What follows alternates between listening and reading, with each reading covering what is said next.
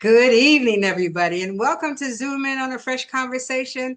My name is Donna Gray Banks, and I am your host this evening. And Zoom In on a Fresh Conversation is brought to you by, of course, the Fresh Book Festival, which will be here in the beautiful city of Daytona Beach in February 25, 26, 27, and Gary Johnson Media, Bethune Publishing, Eilers Diamonds LLC, author Angie Ransom Jones, ghostwriter, and a Dante production. So we are so happy to have our people here with us tonight. Thank you, Chauncey. Thank you, Janice, from way out there in the West Coast for being here this evening to have a conversation with the author, Carmen Alexis Gray, author of Gone, A Journey of Grief. Welcome to Zoom In on a Fresh Conversation. If you have a question for Carmen, leave it in the chat room. And this conversation is being recorded. Good evening, Carmen. How are you? I am wonderful, Donna. How are you? I am just fine since we ran into each other the other day. We live in the same neighborhood, so you can run into each other anytime, right? So please just give our audience a brief background. Okay. I'm a native of Columbia, South Carolina, born and raised, and I lived there until July 1996, which was the month and year that I was married. That marriage landed me here in the great state of Florida. We migrated to Atlanta, Georgia, and then back to Florida in 2011. So I've been here Mhm. since, and I'm the mother of two children.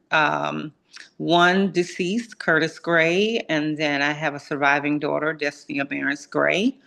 And I live here now in Palm Coast. I moved from the west side of Florida by way of Port Charlotte, and now I'm here and have been here since 2012. And so, I know you do a lot, but do you have a hobby that you do? Do you have any furry people running around your house? I'm not a furry mom. I travel too much for that. That's right. I I understand. don't want the responsibility of having to find a pet sitter or the Right. expense of it. Right. For pleasure and for business, I do a lot of travel. I've been traveling for years, both as a speaker. I was married to a minister at one point. My platform has always been more or less in the business sector, and for fun and professionally, I enjoy cooking. That would be my All number right. one. Yes. The number Yes. one hobby. I have a friend. She said that she's a wife to a minister, pastor of a church, and she wants everyone to know that she is not the first lady. She's the pastor's wife, which really it really makes a Yeah. difference in that connotation, Right. right? Yeah. Because people take that particular position sometimes maybe a little too far, Right. but yeah, she thinks that being the pastor's wife is more important than being the first lady. Now that's a good book. I want to try to get her to write it. Absolutely. I know. So listen, we're going to jump into your book, but I want to talk about your publishing experience. Like, how did it start? I know why it started, but you can tell the audience when did it start and what the inspiration was. I never started off to be an author, and my book basically was a pouring out of my emotions, my thoughts, my um, inward display, if you will, or inward outward display Mm-hmm. of my own turmoil Mm-hmm. post the death of my son. My son was murdered in Well, 20. we're gonna get to that. I think I was thinking self-publishing, how the cover, those types of things. How did all that develop for you? So, artistically, I had a photo that was given to me of my son I think it was the last jump he did at Mhm. FPC. Mm, So the cover of the book was designed by an artist that I hired to take that photo of him, which is actually him, silhouetted out. I wanted it to look like an ascension upward into heaven. The name of the book is Gone, A Journey Through Loss. Initially, the project started off as just my own emotional mm, riptide, if you will. I describe my journey as being out on the ocean. And I'm not a swimmer by nature. right. I felt like the worst possible experience for me is to be in a body of water without a boat, without an oar, without a life raft, without Mm, a life vest, without an SOS or a Mayday, Mayday. That's what I felt my experience was. So, in the process of trying to um, gather my emotions, my thoughts, all of that, it started off with me writing letters. But before that, I was already writing letters to my son. I would send him text messages that he described as a book. Mom, can you just stop sending me so many books? And why can't you just be like a regular parent and send me a one-line text? So that kind of became our thing, and it was based upon his emergence into manhood. mm. So I would always give him something to ponder. And then it would become a conversation piece. So I would send him a message. And I told him the requirement was he had to absolutely read it. And we would talk about it when he would get home. What I didn't know is that he was taking these quote unquote letters to school. And rather than him being isolated in this vernacular between mom and son, he roped his friends into these letters and they would then discuss it, and then he would come home and discuss it with me. So it kind of became our thing. Oh, that's funny. Yeah, good. And Yeah. so when you decided to put the book together, you decided to self-publish, correct? Yes. Okay. So how was that experience? Can I tell you? I didn't know what I was doing. Right. Hmm. It was never supposed to be a book. I think that's the essence of what I was starting to say. This was just my letters to him. I had a board member. I know she wouldn't mind me calling her name, Dr. Colleen Conklin. I always reference her when I'm asked this question because she um, she became, I guess, the voice that sat on my right shoulder, if you will. Yeah. That I think that these letters are powerful, and you should probably think about putting them into a book. And I told her they were personal, and that I would never consider putting it into a book. And this is how she got me. She said, pray about it. 3 words. That usually gets you. Oh, yeah. Yeah. Yeah. So I did. And I felt perhaps if it, as it was helping me, perhaps it would give guidance to other parents. Mm, So it became a consideration that turned into action. And the action then prompted me to go ahead and get the book together. Th- there isn't a chronological order of the letters. Um, some of them are immersed in before and after. So there are letters that I wrote him prior to his death, and then there were letters that I wrote after his death, just because I needed to keep the conversation going. It was my way right. of just keeping him alive, if you will. I had unfinished conversations. Sessions with them. Yeah. Yeah. Did you use KDP? I did use KDP, but Okay. initially I went through an independent publishing company. I um, I went through them and I wasn't really satisfied because there was a lack of effort on their part. They used my artwork, they used my layout, they used my format. And I said to myself, well, if apparently then what I did was correct, I may as Right. well just do it myself. because what I submitted was returned to me with a price tag. Well, you didn't put you didn't put any effort in it. You didn't Right. restructure. You didn't do anything. So I turned to KDP to get the book uploaded, published, and sent on its way. And I also used Ingram Sparks Mm-hmm. because it has a broader platform. Mm-hmm. And Yeah. did you buy your own ISBN numbers, or how did you work that? No, I didn't do that. I used the one provided by Ingram Sparks. I used the one Mm-hmm. provided by Amazon. And I just kind of stayed there with it. I was satisfied with it. A lot of the books that I sell are sold as I travel and speak and utilize platforms in which I do promote the book live. Um, I have sold books online, but the greater return of that is Mm-hmm. just the doors that are open for me to come out and speak and share and that type of thing. In that vein, Janice, and you can correct me if I'm wrong, she doesn't own that ISBN right now. Is that correct? Right, Okay, right. you know that to Mhm. be a fact. Okay. And so is that going to be a sticky point 5 years from now, 10 years from now? Well, I think I'll probably go ahead into ownership. I did look at that. I Mm-hmm. went on ahead and put this next. I have another publication coming out soon. I went on ahead and registered that with the Library of Congress. Okay. You know, in the beginning stages of writing a book, first of all, I never expected the book to go number one. Right. Not once, but twice. I never expected that. So there was a lack of preparedness on my side. And honestly, when I turned the book in, it was like blase, blase.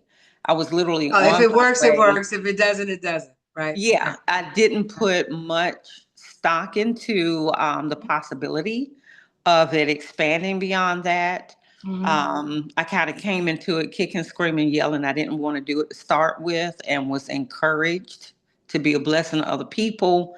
And I said, okay. But I didn't have a forward projection initially with the first piece of work that it would go beyond that. Mm-hmm. And so the level of care in presenting the book and, making sure I had a purchased ISBN number, it just wasn't there. Um, because for me, it was private, and I did do it out of a sense of, after Release. It was a release. It was a it was a release. it was a release. So after Yeah, the for sure. pray about it Mm-hmm. admonition, I did, Mm-hmm. and Mm-hmm. it was like, okay, it's whatever, Done. done. It's off my list. I did that. That was not my first book. That was not necessarily where my heart was, but it was Mm. what helped me heal in the process of loss. My first book is still yet to be released. Right, right. That one just kind of came out Yeah, first. yeah, yeah. And so Yeah. I want to take you back to 8 years ago in 2019. You received a phone call every mother, of course, dreads. And looking back on the emotional trauma of losing your son in a violent manner, were there some protocol steps that you would take now if it happened that you Oh didn't my take at gosh, that yeah. time? Let's talk about Um, those. it I mean, only first, only in the instance that if it happens to someone else, and I really don't ever want that to happen to anybody, but these kind of nuances of what to do next are so important. absolutely. So I have talked about this in open spaces, shared platforms, and group meetings, networking events, things like that.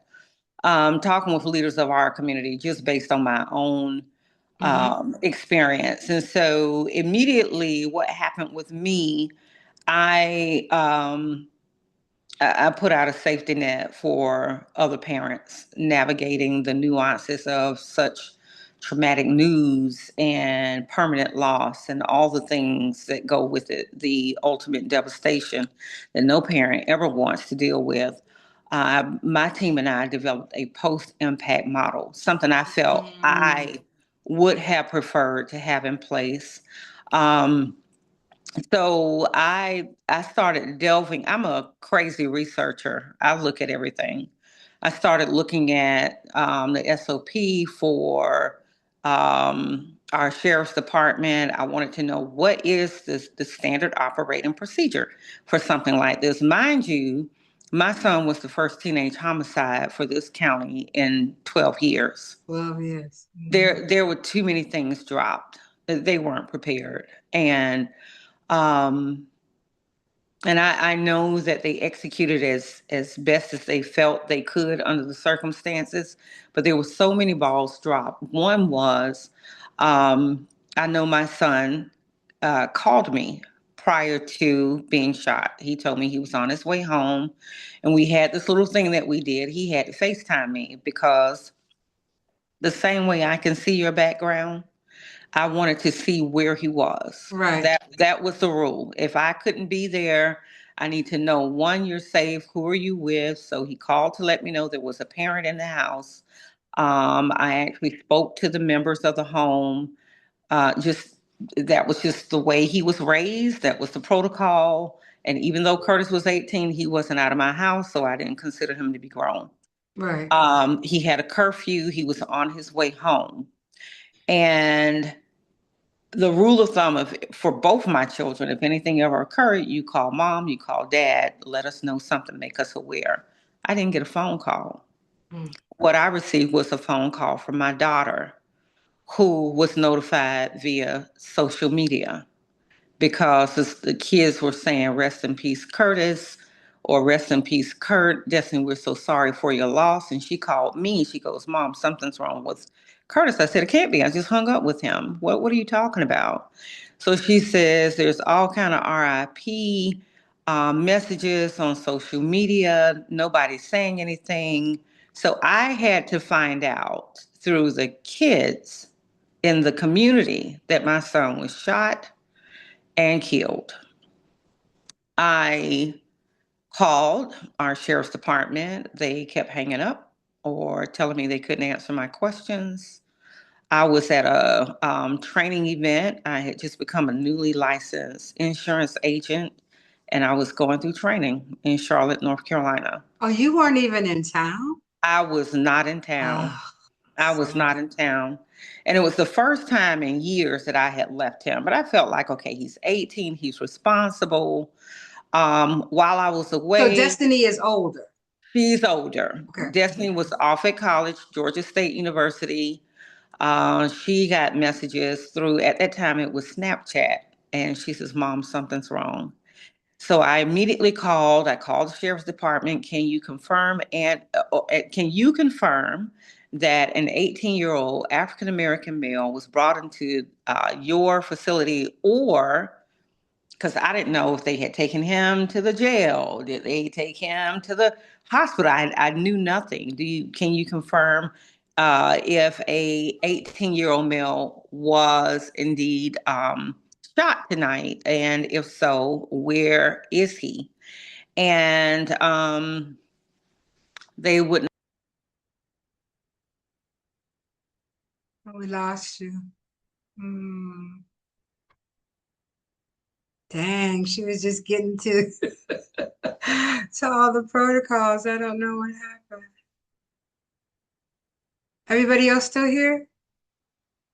I'm still here. Yeah. I Oh, am too. I don't know. Is she in town? Can you call her? No, here she is again. Okay. Okay. Okay. I can't hear you.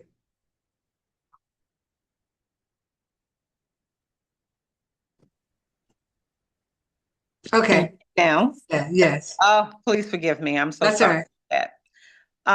So when that happened, I called. They wouldn't answer any questions. They said they weren't allowed to. And I had to then take a plane, come home with no knowledge of the status of my son's life. It wasn't until I was en route to catch the airplane that the doctor called me, and he opened with these words: Mrs. Gray, yes, yes, this is Mrs. Gray. I'm so sorry for your loss. And I was just unprepared, totally devastated. With that being said, I put together a post-impact model for our sheriff's department here and any other sheriff's department that could use it, which would outline in detail, moment by moment, what needs to happen for a parent. So basically, it's like a triage, like who should be contacted, Absolutely. and what's the time frame? What should happen in the first few minutes? What needs to happen in the first hour? What needs to transpire in the first 12 hours post the event? 72 hours, first week, 3 months. Who should be involved? What organizations need to surround that family? It wasn't until literally a few years later, I was at a meeting with Flagler Cares, and all of the participants had to state their organization, the strengths of the organization, the offerings of those organizations, and post them on a wall, on a sticky post. And these were very critical services provided to the community that I knew nothing of. And when I saw all of the plastered sticky notes, I asked for the floor. And I said, I'm now a provider of services for families in need, but there was a time when I was the victim. I was the survivor of a crime.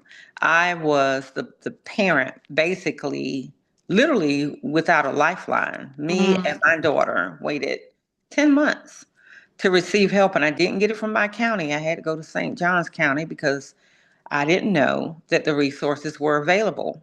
Here's the thing. So, just let me understand this. So, you went through it all and you did not get a list of anything from the police department Nothing. And or because an advocate or, I had an advocate, but I'll tell you there were so many holes with the advocacy department. There were certain things that were dropped. Now, it wasn't until the state advocate stepped up, which was Nadia Hill. She was amazing. She held my hand. She walked me through some of the processes at the state level, but at the local level, where the local resources should have been readily available. Here's the thing: my son's murder was widely publicized. yes, it And was. it left Flagler County rapidly because of sister media groups. So, ABC, sister companies, CBS, NBC. I heard it was on CNN, It and it was. started ping ponging around the nation. So it wasn't like it was just a local incident with little publicity. It literally became a wildfire. So people were very aware, not only that Curtis was such a polarized individual in the community before he died, Right. because of his contributions to the community. So he was well known. I had a wide audience through my job. And I don't know if it was just the riveting shock of it all that people just didn't think maybe this family needs support. Maybe we can reach out. Oh, by the way, my organization offers this. Let me call and see whether or not we can offer these services. I became the person. I literally got in my car, went door to door, advocating for the youth in our community, going to every visible place that offered therapy, that offered the type of services that would be necessary, because at that time there were 13,000 students. And it wasn't like he was just a senior that popped out of nowhere. He went through elementary school, through middle school, into both high schools here in Flagler County. So he was widely known not only by his peers, but the teachers and the parents, because he was immersed in sports. And so it was me getting out, advocating for the students, trying to find resources available for them. And it wasn't until I sat down with the CERT committee here in Flagler County, And our mayor at the time was Melissa Holland, and she wept. She said, "You haven't even put your son in the ground. Why do you care about these kids?" And my response to her was, "In 5 years, they will lead us." Yeah. I said, "And if we leave them without the necessary resources to heal, they will grow up dysfunctionally functional." Mm. And I said, "And that is the generation that will emerge from this crisis." I said, "He didn't get killed in a car accident. He didn't die from sickness. He was murdered." And I said, "And so it becomes a stain upon the entire community. And if we don't address this, it will follow us with children who will carry this." And I said, "And at the prime of their life, while their brains are still developing, they will become dysfunctional adults. And you'll wonder where the breakdown is. And people Right. will go on with their lives and they will not trace it back to this moment." So that post impact model embraced all of the potential resources available in our community to be able to help a family be able to move on. And now that you have this impact model, are you making that a book? You know, it might be Mm. part of the curriculum. And so another thing was the way my brain works, I need for everything to make sense. Murder doesn't make sense, especially when it didn't make sense. The young man that killed my son literally didn't have a reason. He literally, um, he just didn't have a reason. He looked at me in the courthouse during the murder trial. He says, "I don't know why I did what I did," which then became the reason for me to continue to develop the resources to keep another family from experiencing what I experienced. So he was just a sick young man. He Was he was young? He wasn't that young. he was younger than my son. He was He 17. was.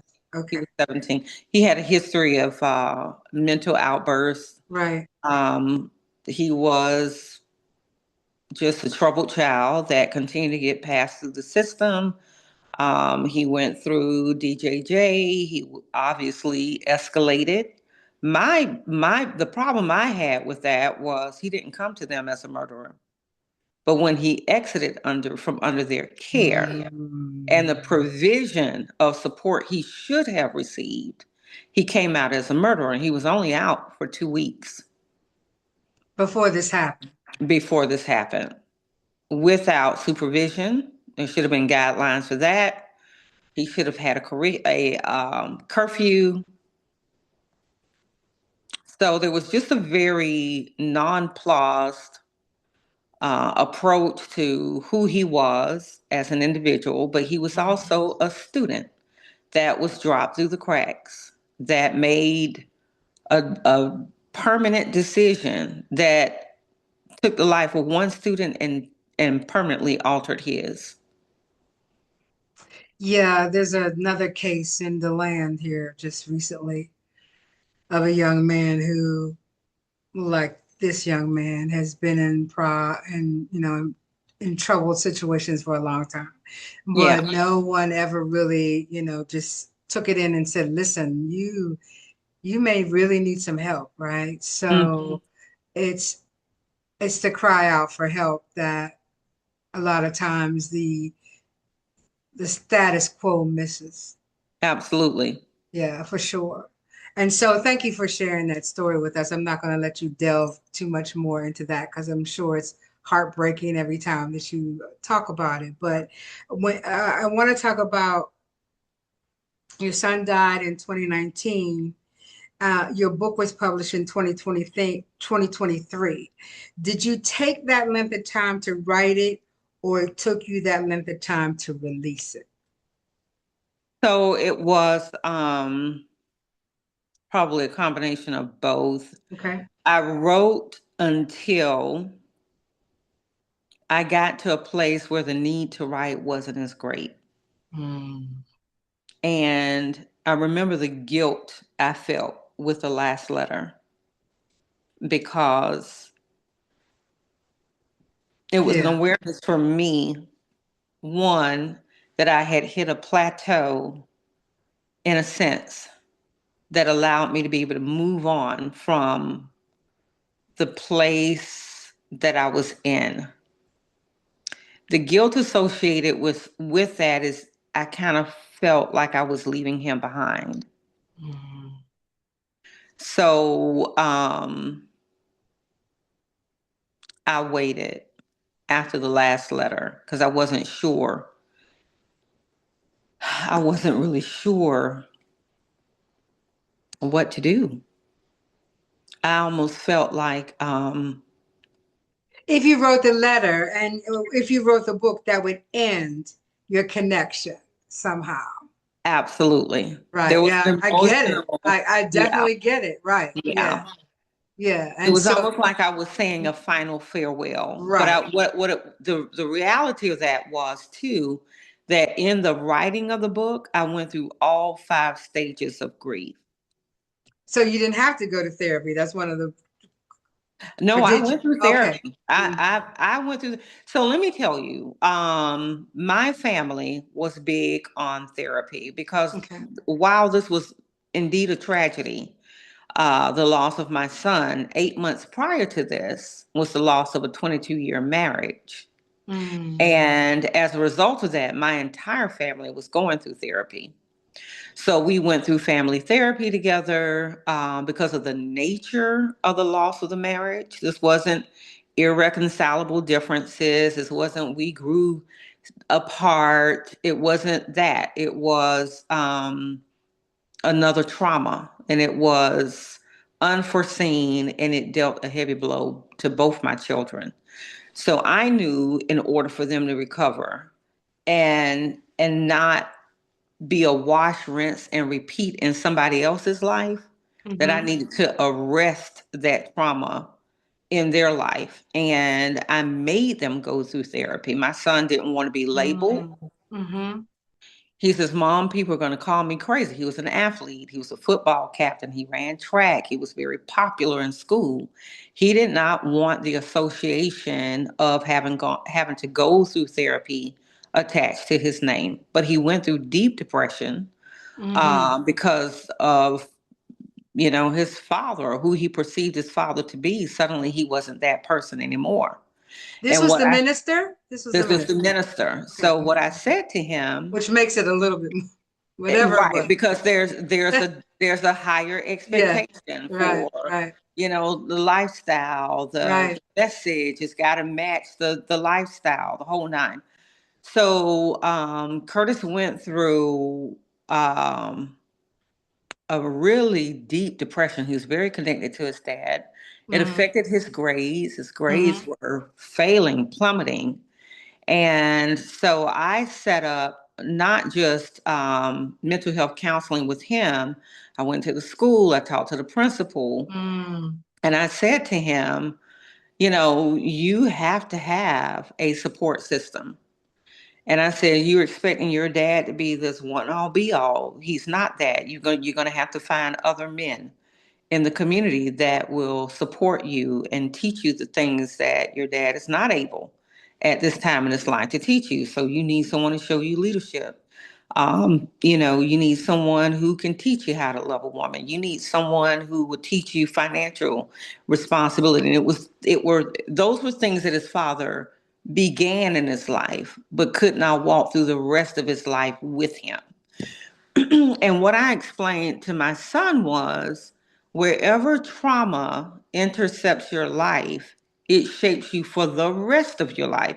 So Absolutely. your body will age, but you will be forever trapped at whatever age that trauma occurred. You will behave emotionally, psychologically as a 17-year-old because that part of you would stop developing wherever that trauma impedes. And I said, unfortunately, your father didn't have someone to walk him through that. I said, you Mm. have to see him as a dysfunctional male who did not get rescued at the time of impact in his life. I'm not going to let that happen to you. So we're going to therapy.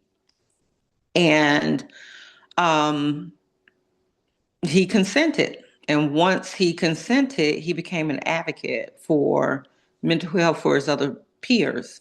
But my I had to lead by example. I had to see a therapist, but I was surrounded by therapists, both mental health, grief therapy. I went to grief therapy groups post the death of my child. But during my divorce, it was a family thing. We all went to therapy together.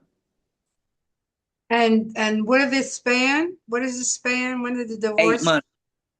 divorce? So it's two colossal Oh my deaths. The God. death of our family in terms of a unit of four. Obviously with my husband's departure, left just the three of us, and then Destiny went off to school, and then there was COVID. It was just so much going on. But prior to COVID, between Destiny going off to school and COVID, my son was murdered. So it's just a lot of trauma, a lot of blows all at one time. Yeah, Yeah. that's a lot. Yeah. So when you finished the book, why did you think it was important to have a journal for other people? Is that because you wanted them to maybe put into their words how they felt about your situation, or put into their words a situation that they might have had? Now death is a terrible thing, but so is divorce. So Yes. is, you know Any what I kind mean? of loss. Any loss. All those Yes. things are kind of a death after you've Yes. spent so much time with a person, right? So did you want people to have the ability to write about whatever it was that was their trauma trigger in particular? Absolutely. Okay. And to write about it with a guide. So Mm. the journal points them back to a particular chapter. And from the writing of that chapter, maybe they can identify themselves through the lines, whatever that looked like for them. And then in their own words and in their own lived experience, write out next steps for them. For me, I was surrounded, I had a psychologist, I had a psychiatrist, I had a mental health therapy, I had a mental wellness therapist, Mm.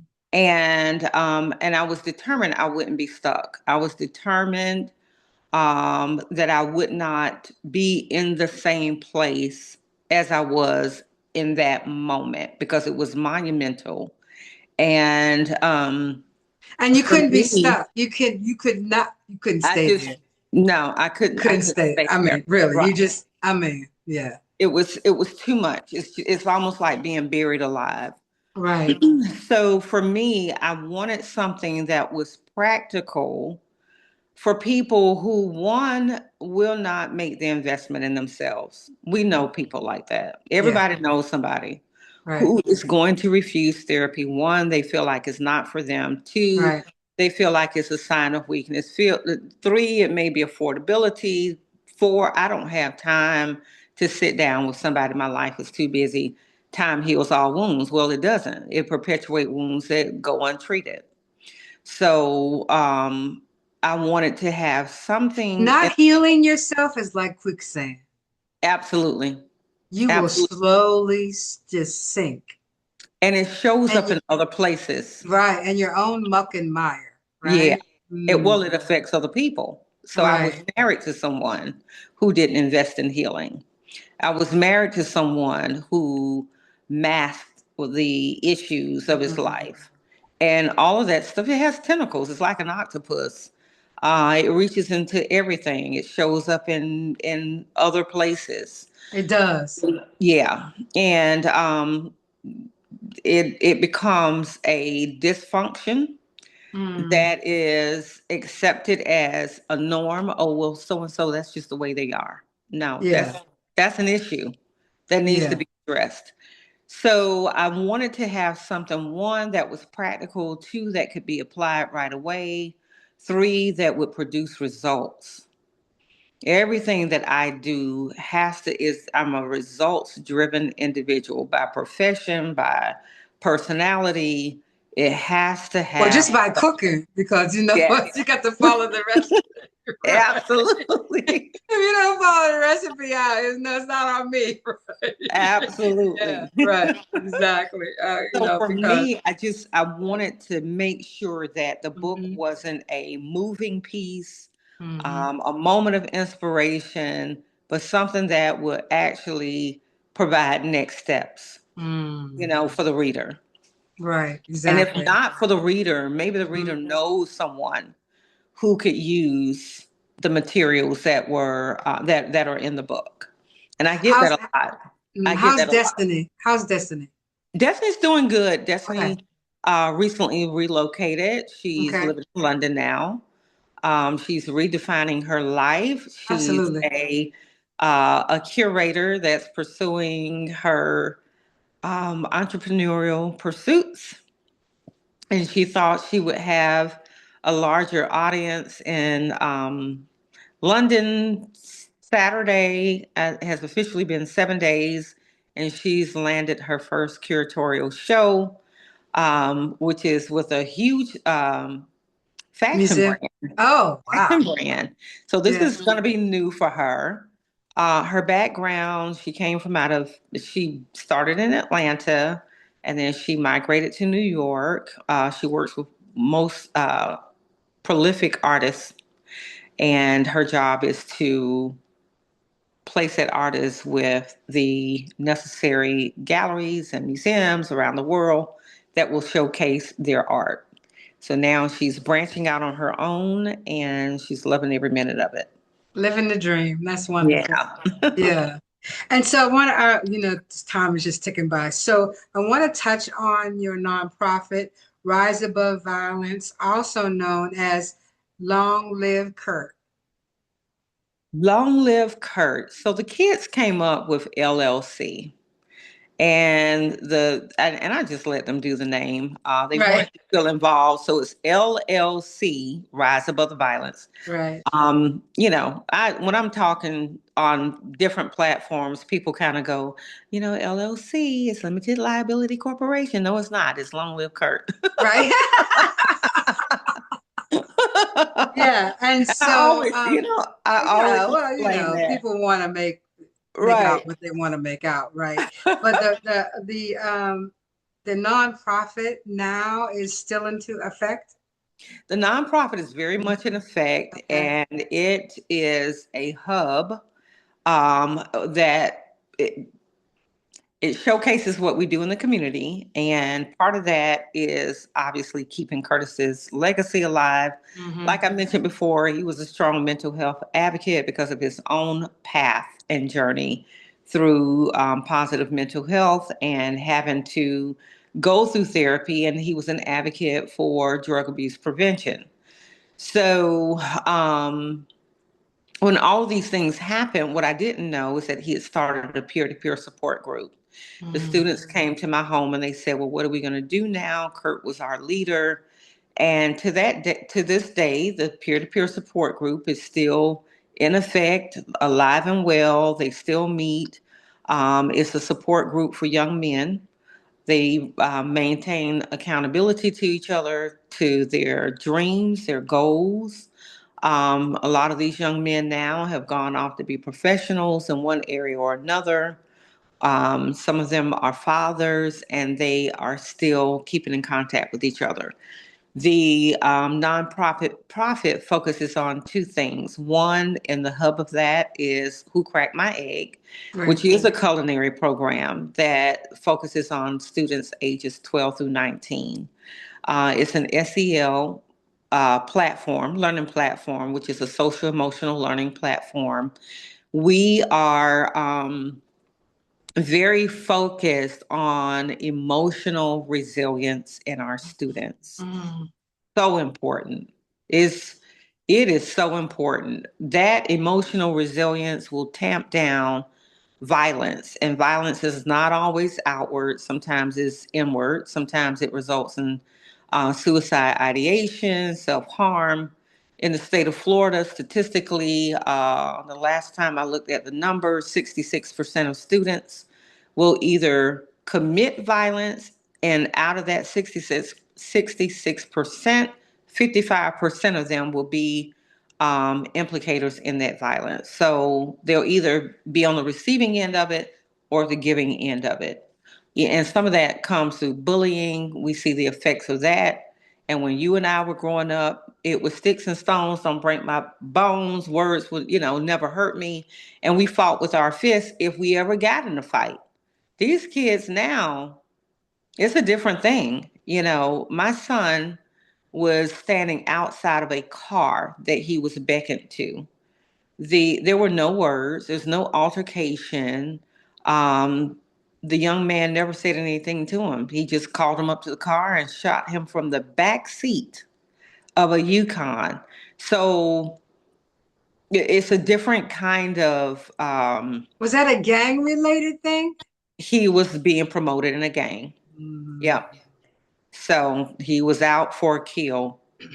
And unfortunately, Curtis had two big dimples. He took his little smiling, dimply face over to the truck, not knowing he was in danger. Why would he? There had never been a murder here among his peers or among any youth in 12 years. It just wasn't The heard guy of. called him by name? No, they just called him. It was a girl. Hey, what's the oh. Yeah, he had a girl call him over to the car. They set him up. She said, "Looks like you want some smoke." They said my son smiled and turned to walk away, and the kid just shot him. Close range, 9 millimeter. He wouldn't have survived it anyway. Pointless, senseless. But anyway, the Who Cracked My Egg program is part of the nonprofit. So the nonprofit's main focus, one, is to promote education, mental health awareness, drug abuse prevention, leadership development, all culminated from a kitchen. So we bring students into the kitchen, we teach them the fragility of life through the demonstration of an egg. Who cracked my egg? Deals with what's going on up here and what's going on in here. Because if they can identify their emotions in a quick moment, life can change for them. 3 seconds Yeah, it's all the could difference. makes all the difference. Just to Oof. pause and think. So, in the interim of all of that, they also accumulate necessary life skills. So, the program is sophisticated enough for a 19-year-old, but simple enough for a 12-year-old to Okay. comprehend it. Hmm. And we're running out of time. So is there a book too? Yes, there is. So the initial book is called Clipping Hedges in the Dark. It's Mm, already registered with the Library of Congress. Hopefully that will come out in 2026. And what it does is it peels back the layers of what it looks like to be in a narcissistic relationship that is polished and shiny. And, the devil wears Prada, but the devil also wears Stacey Adams. right, exactly. Yeah. Yeah. Yeah, that should be interesting.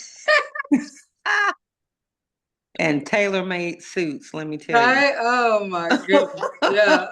Really? Yeah, that bright, shiny object, That's right. that you're Yeah, looking at that you probably should look away from. Right. So right. I need to just ask you if there's okay, let me see. After emotions, okay. Did you have any medical challenges after all this besides therapy? I was told that there's something called broken heart syndrome. Mine showed up as a tear in the heart. So I was Mm, surrounded by my cardiology team. The thing that I loved is that I had a team of Black professionals. My psychiatrist, Black, psychologist, Black. My mental health therapist was Black. Black females, mind you. My cardiologist was a man of color. Um, and they saw the need to work in tandem, the mental with the physical. to bring stability to both areas. I was diagnosed with PTSD, Of course. and manic depressive disorder, but my manic swung upward and I stayed there. So I did a lot of things very fast, very fast. It was, um, could be clinically deemed as crazy, CRAZY, because of how fast I was able to get things accomplished. Some of that was my Driven.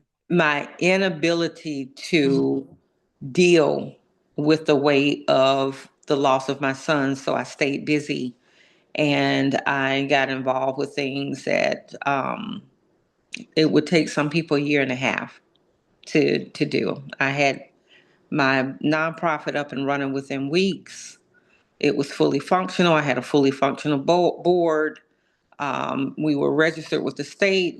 I've been involved with so many different organizations, and I was fully immersed in um, doing a whole lot of work. It was good work, but I wasn't taking care of myself. So, with that, I had tumors that grew out of stress.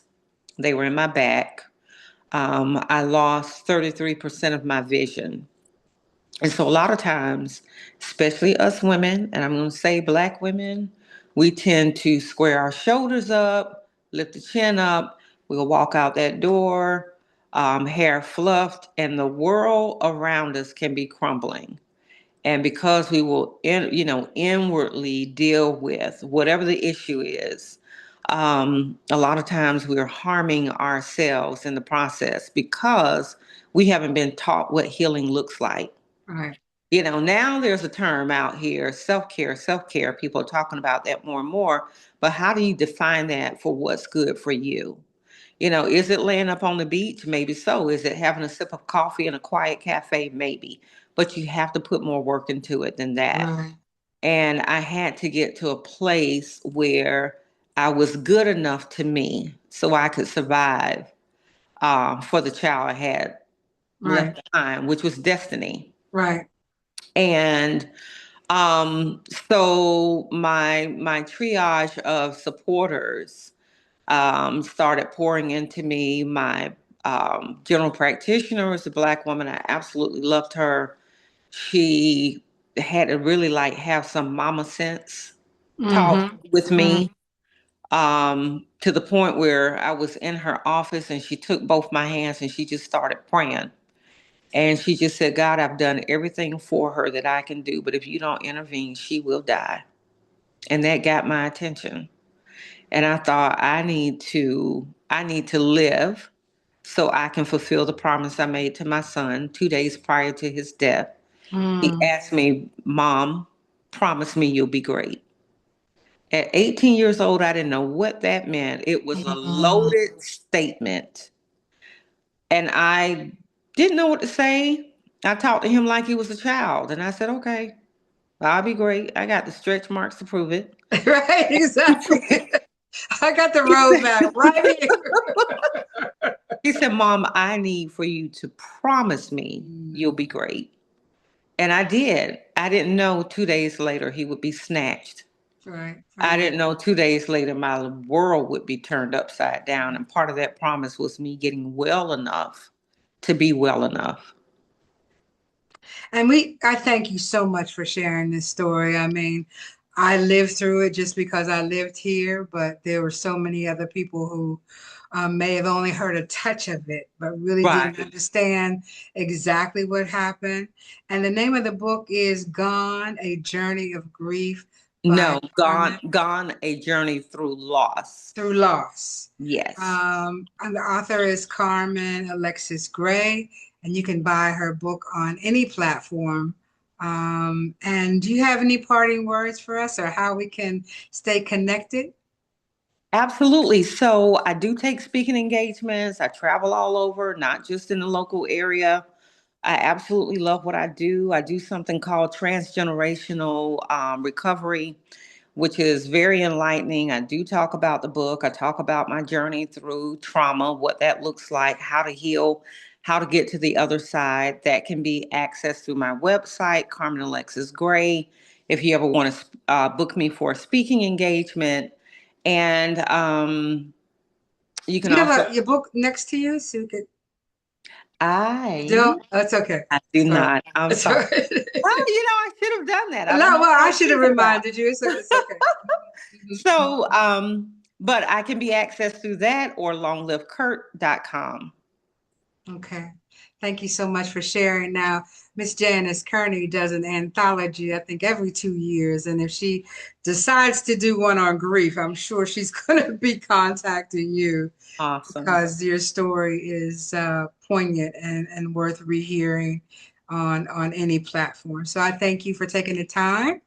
And Absolutely. thank you, Janice, for the hearts. And as we close, when the lights go out and the cell phone towers go down, all you have left is a flashlight and a good book. Thank you all for being here. Thank you, Thank you Ms. for Gray. having me. Good night. Good night, everybody. Good night. Hey.